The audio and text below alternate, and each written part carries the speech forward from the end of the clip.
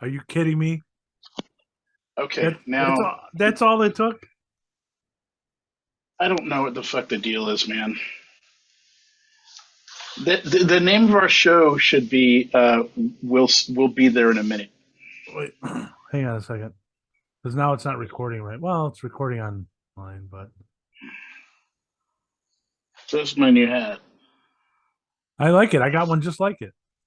Yeah, I think it's pretty bad. I didn't think it was gonna look this good, but I fucking love it, man.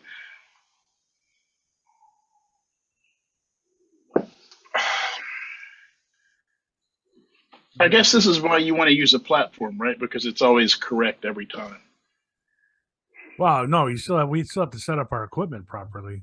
But um, what really sucks is like right now I can record for some reason I can record on Audition my microphone, but not yours. I don't know why.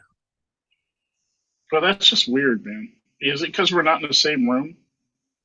Well, it'd be easier if we were in the same room, yeah. But this Yeah. records Zoom records the meeting, so it's not that big a deal. It's just an extra step. But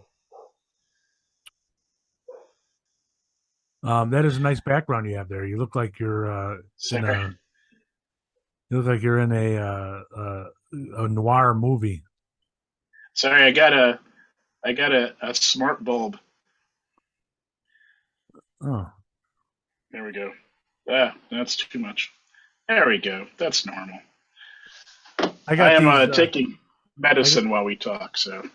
I got these bulbs. Um, I had somebody come out and look at the electrical. So we have to have our electrical system upgraded, and Mhm. uh, and I was one of the things I was complaining about is in the basement. I got all these can lights, and half of them don't have trim anymore, and they look like shit. And I'm like, you know what? We're starting to talk about what we're going to do when we sell the house in a couple of years. And the guy's like, "Oh, don't replace none." He goes, "They make bulbs now. You go and you buy a replacement, a retrofit, and Mhm. it comes with the trim attached to the bulb. So you just screw it in, push it up, and boom, it's done." That's that's amazing. I know. I replaced all my basement lights in the last week, I I want one, man. and then I'm gonna start putting switches on electronic switches on them just for fun. But Yeah, I thought it'd be cool to have smart bulbs, and so we had when we got this house, the living room was really dark, and it's always been that way. It's got heavy light blocking curtains. It's like living in a cave. So I had lights put in all the corners and some other ones, and so I thought, hey, cool, I can put some smart bulbs in. So I did, and they don't work for crap. It it just the whole thing is a very colorful shit show. Two of them will turn on, but I can't change the color and I can't connect to them over the internet. The one in my office works great, as you just saw. I can change the colors and do all kinds of stuff, but the ones in the living room, I just to work. It's driving me nuts, and I don't care anymore. So yeah, well, that's the same thing. I bought smart bulbs when they first came out and put them on my Google Home, and they didn't work very well. So I didn't, after a while, I just took them out and I didn't even bother. I was like, oh, screw it. But these things yeah, are really it's like nice.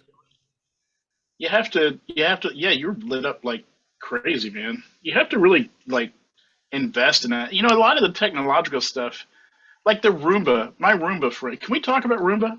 Sure, let's talk about Roomba. Do you have a Roomba? No, I've bought them for other people, but I don't have one myself.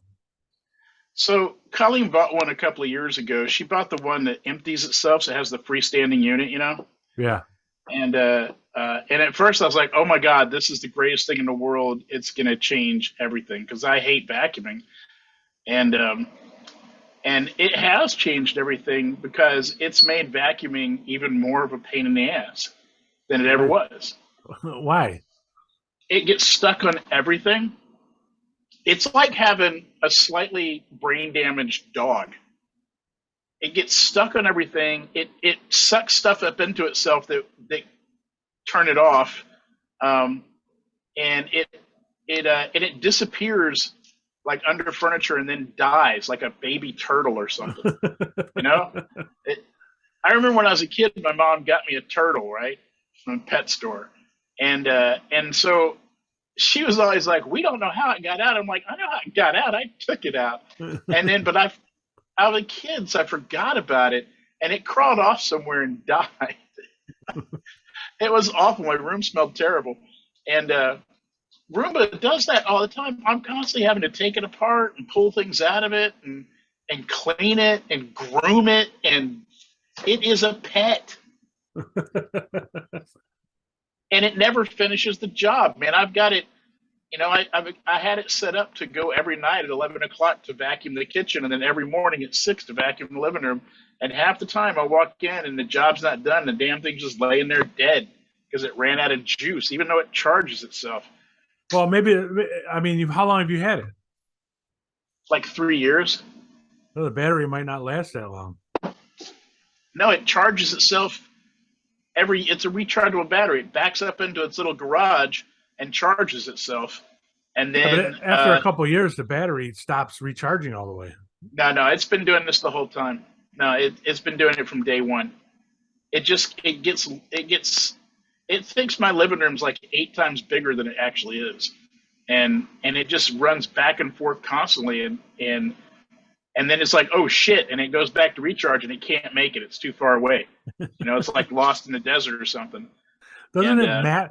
Doesn't it map out the rooms so it remembers them? Well, you would think. I mean, I know that it mapped out the room, but I don't know why it doesn't know that it's about to run out of power. It's too far away from the damn charger. And then there's the constant, like, things get sucked up into the chute, and I got to clean that out with like a chopstick and hope, and it's just, technology's not really worth it, man. No. Well, you might have a bad unit, I think, because it's not supposed to do that. First of all, Dave, that's personal.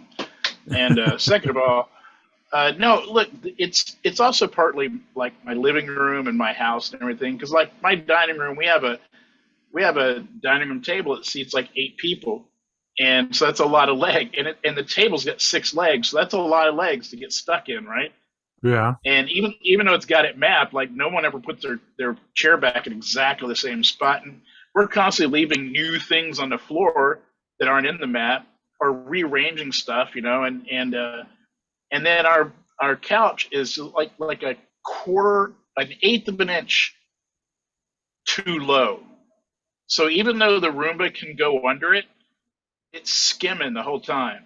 And I think that drags on the bed. I've thought about lifting the couch a little bit, but also I forget.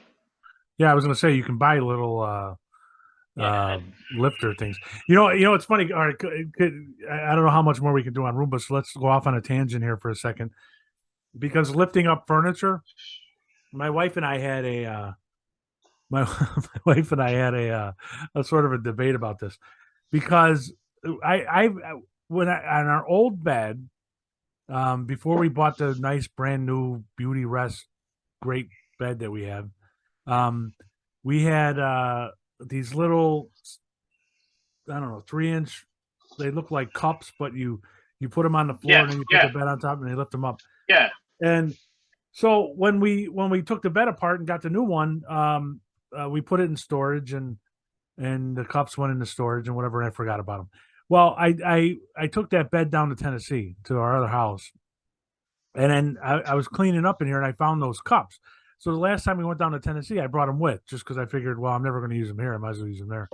And we were sleeping the first couple of days we were down there, and it was like waking up achy because we're so used to this great, fantastic bed we have up here.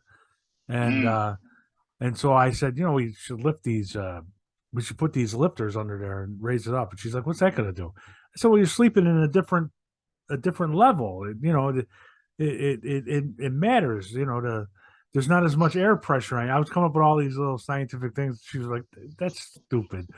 That's stupid." Okay, I got it. Did it just make her madder and madder because you were being serious? No, she just thought I was an idiot, and she was just like, "Oh, forget it." So later on that day, after we stopped talking about it, I went upstairs and I actually grabbed the cups and I raised the bed without saying anything. And then the next morning, Dave, can't do that. I That's a did. safety issue. No, I did. I did it. And the next morning, we get up, we're having breakfast. I go, "Hey, how'd you sleep last night?" She goes, "Oh, I slept great." She goes, "But it didn't have anything to do with you raising the bed." I did notice Nah, that. man. I mean, can you imagine like falling asleep after you did that and forgetting and getting up the next morning, the floor is like 3 inches lower than you thought it was? I was actually I would, worried that that would happen. I would definitely face plant. Well, that brings us to bed politics, man, All and right. specifically the politics over bed real estate, because we have defined sides of the bed, and there's a clear line down the middle of the bed, and one All right. side Wait, is wait, mine wait. and one side is Kelly's. Wait, before we get past sides, do you sleep on the Yeah, side closest to the door or the farthest away from the door? closest. Right, because you But want to be able to defend your wife, right, in case somebody breaks in. no, I never thought about that at all.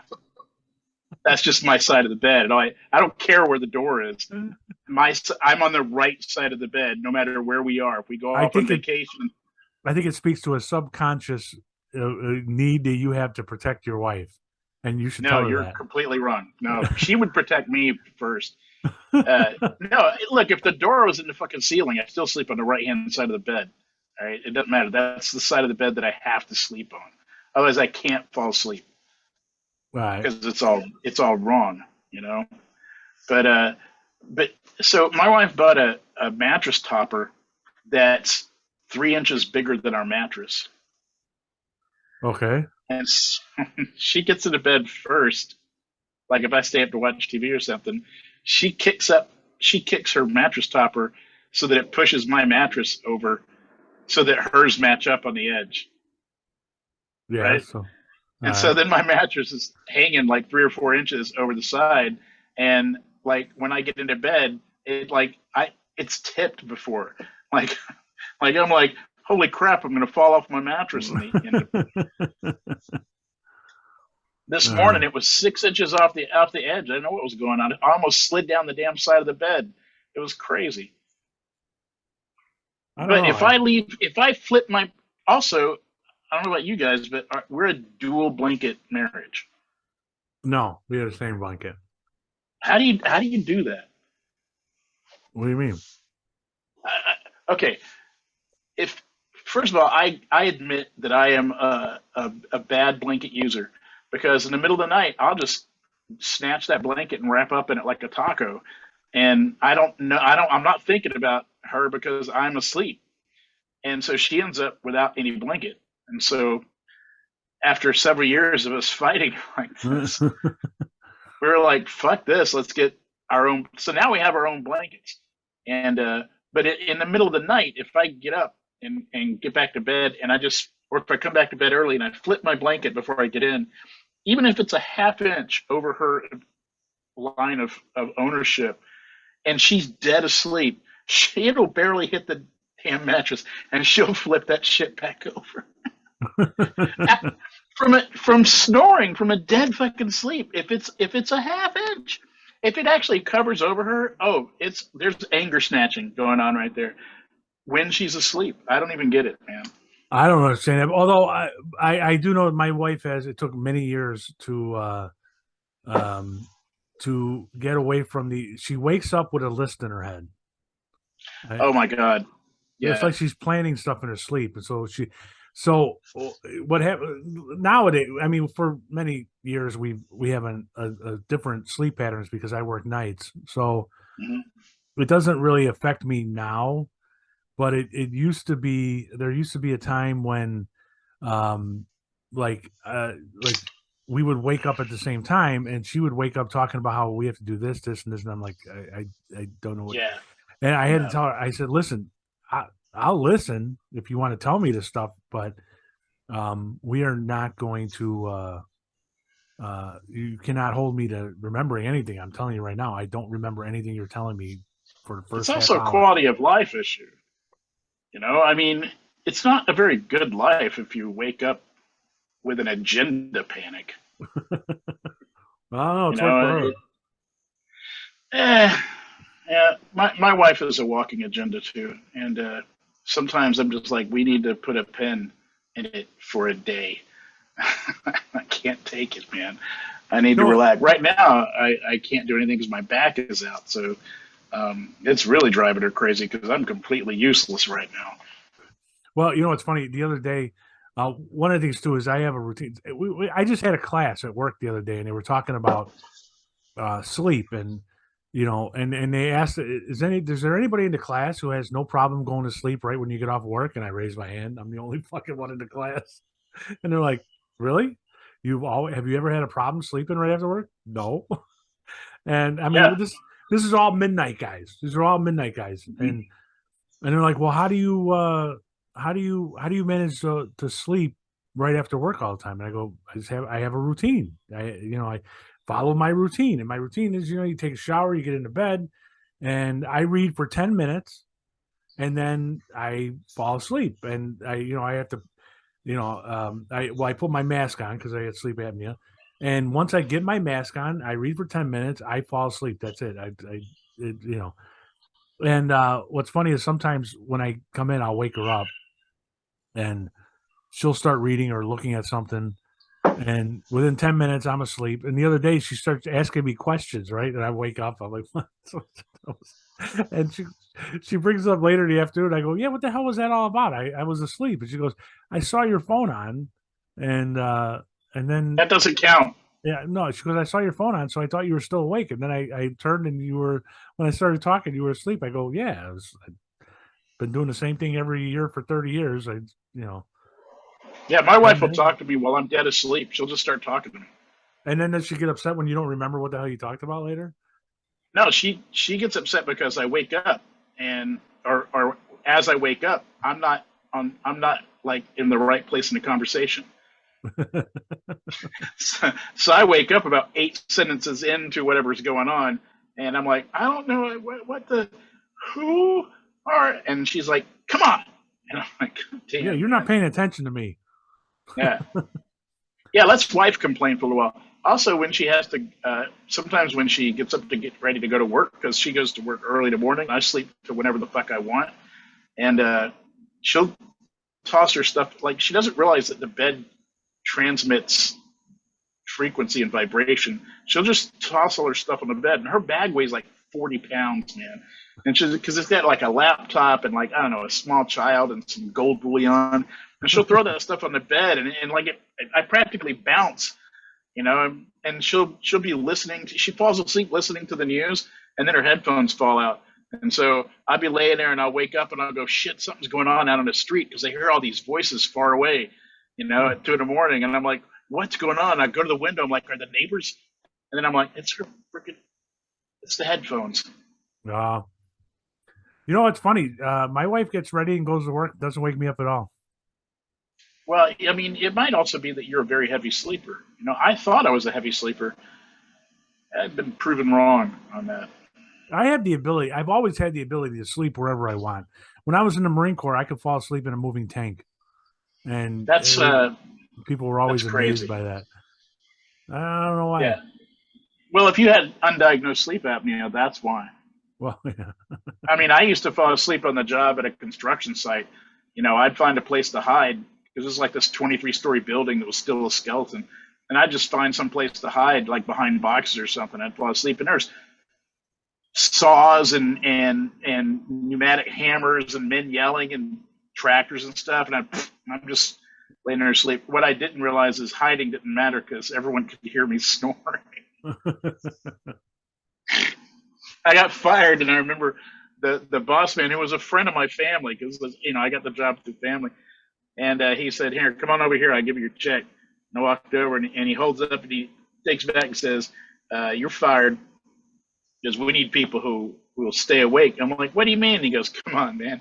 He goes, "Every day I come over and I listen to you snoring. I find you somewhere because somebody tells me they can snoring, and then I go to wherever you are because I can follow the snoring." Like, at one time, I thought I found the perfect place, and it was an unfinished elevator shaft, right? And what I didn't realize is it also broadcast the sound of my snoring to the entire building. So it was ridiculous. Wow. All right, what are we talking about now? We talk about TV. Oh yeah, you want to talk about you were talking about a TV show earlier. Yeah, it's called The English, and it's Emily Blunt and a bunch of people who are like English character actors that you know when you see them, but you can't remember their names. And then this new guy who's a Native American actor, a ton of Native American actors in it, and it takes place in post Civil War West during the Indian Wars, and it's loosely based on a true story. And it's about this woman from England that comes to America to avenge her son's death, and she hooks up with this Indian guy, and there are some adventures. And man, it is like, remember those really good '70s westerns that were just like moody and weird and a lot of silence in them, Yeah. you know? And it would have like what's that guy, Emmett, you know, the guy with the weird eyes, Emmett something, who was always in it, staring, and it had like the great music in it. You know, this What's it is on? like that. What channel? I mean, what service is it on? It's on Amazon Prime, Oh, and oh my God, it is. I mean, it is clearly the graphics department and everything. They went to town like mining '70s Western tropes and images.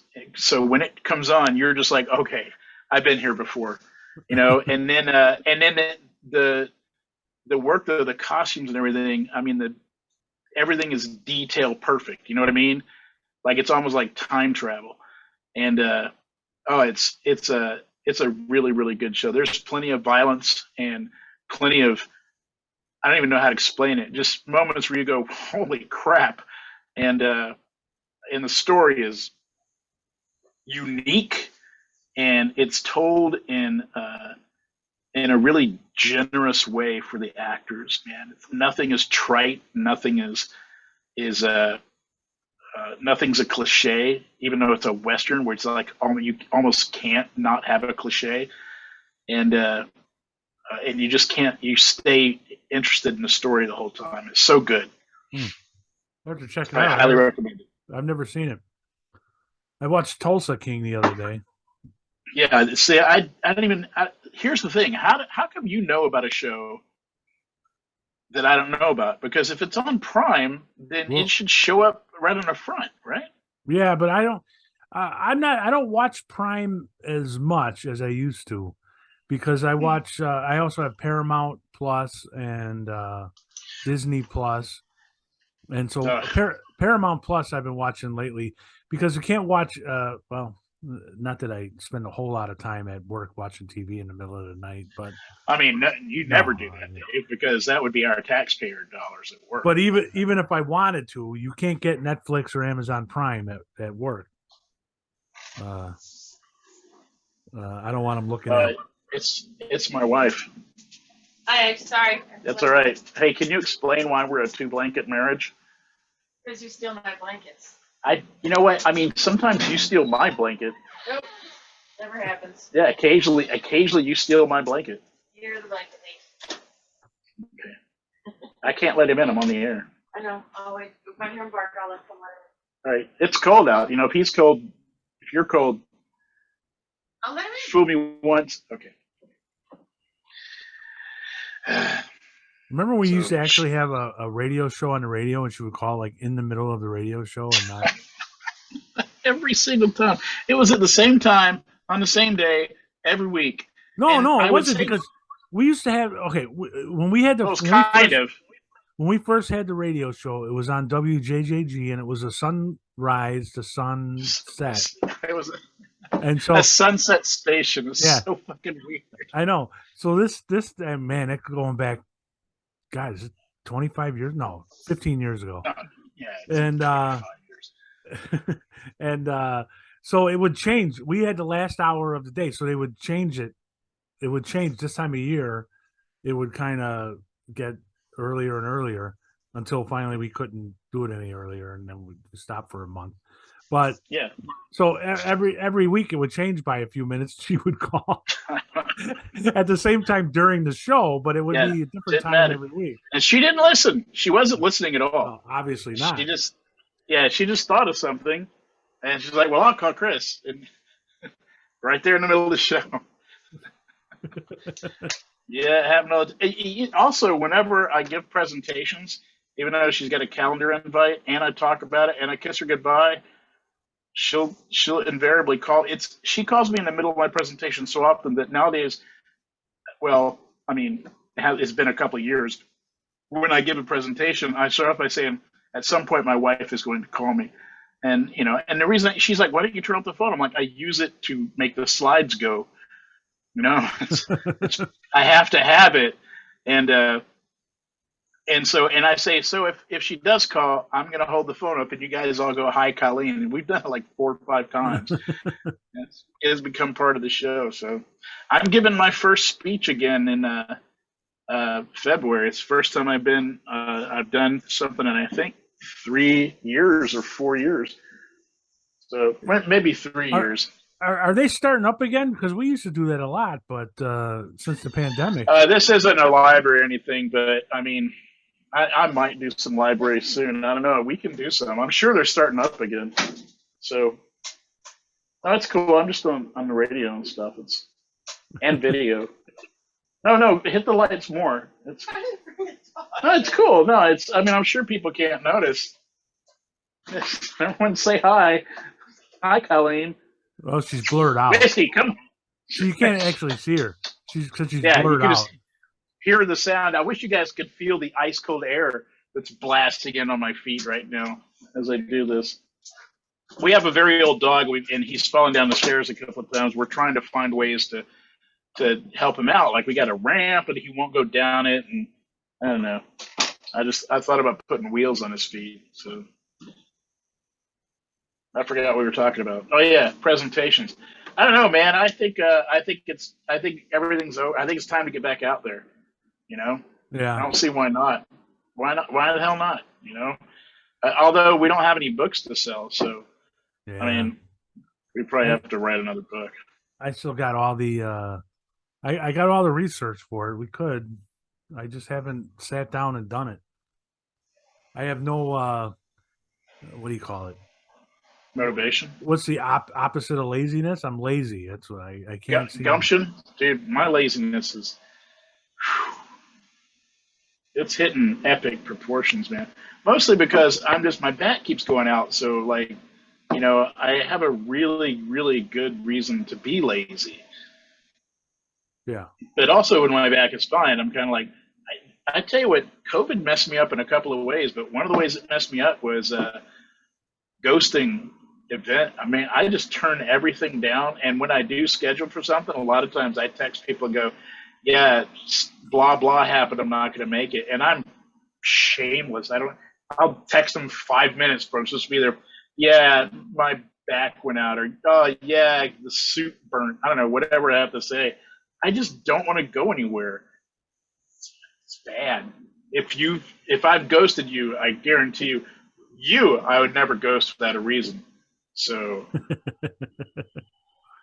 I would never do that. Yeah, I don't know. I actually, I go out.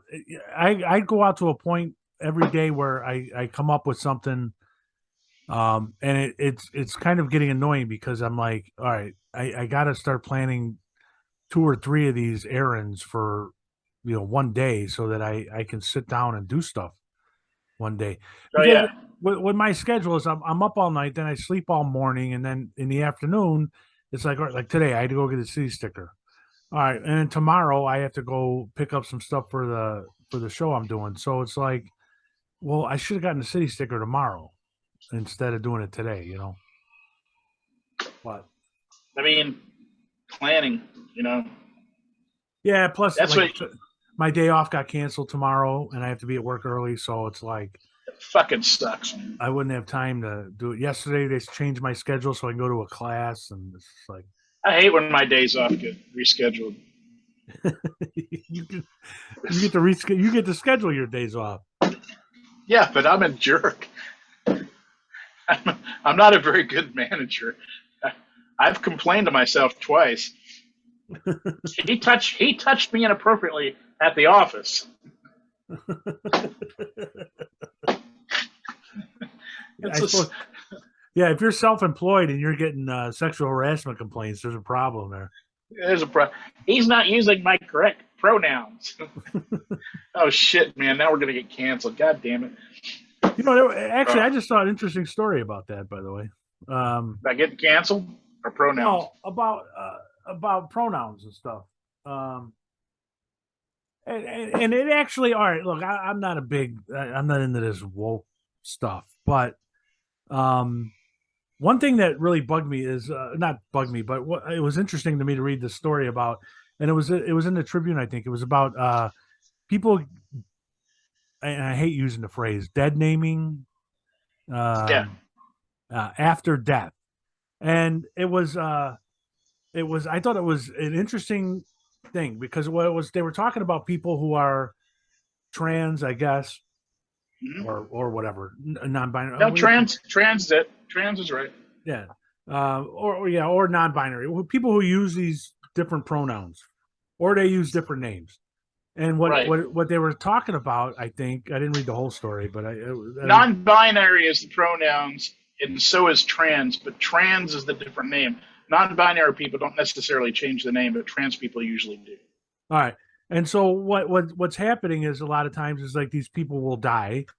Well, everybody dies, but they will die, and their families will bury them or have wakes and services and stuff using the names that they know them by. And they were talking. I mean, that's. And I was like, you know what? I am. When it involves an adult and they want to do whatever they want to do, it sort of bothers me that. I mean, you're an adult. You're making a choice. Fine, you live your life, and fine. If you're that serious about it, then I think that you should. Your wishes after death should be honored anyway, right? We wouldn't necessarily, I mean, what we call would that's actually a good question though. You have a nickname, you're Bull Garlington. Would people refer to you that way at your wake, or would they refer to you as Christopher? Who gives a shit? Well, that too, but I mean, it's whoever. People will refer to me by however they knew me. So, like, I got some friends that never call me Bull, right? Right. It's just that's not how you met me. It's not how you know me. I swapped up that nickname in the middle of our friendship, and I don't care. I don't ever correct you or anything. Right. And but so you would probably talk about me as Chris, and a lot of my family would talk about me as Chris. But like some of my nieces and nephews would probably call me Uncle Bull, and some of my friends would call me Bull. That's just some of the people that used to work for me might call me G because I had that nickname for a while.